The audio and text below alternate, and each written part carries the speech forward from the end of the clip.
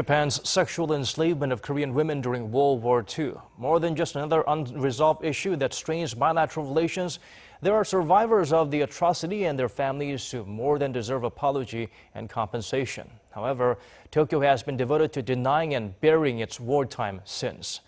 At long last, crucial evidence that should aid efforts to corner Japan to acknowledge historic facts and face reality has been found. Lee Ji-won tells us more.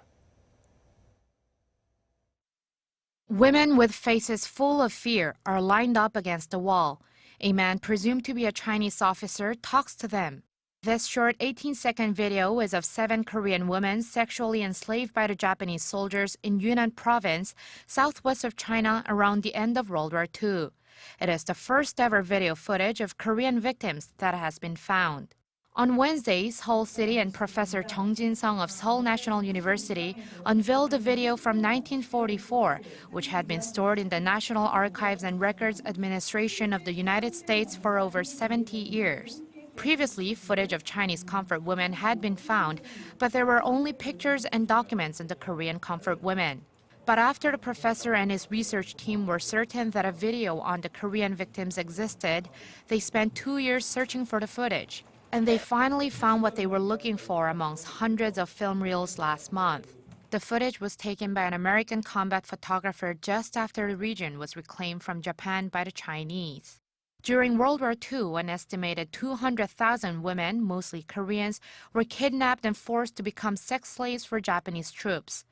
While an agreement between Korea and Japan was made by the previous Park Geun-hye administration in 2015, where Japan financially compensated the victims with 1 billion yen, or about $8.9 million, thousands of citizens and the surviving victims criticized and refused the deal, as Tokyo claimed there was no evidence of the Japanese military forcing the enslavement of women.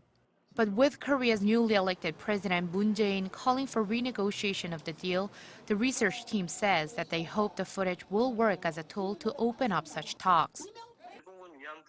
We hope the new findings will bring the public's attention and interest on the matter, so that when President Moon has his first bilateral talk with the Japanese Prime Minister Shinzo Abe at the G20 summit later this week, an atmosphere for renegotiation can be made.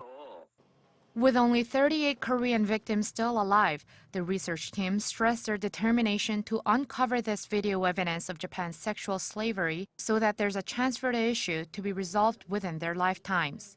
Lee Ji-won, Arirang News.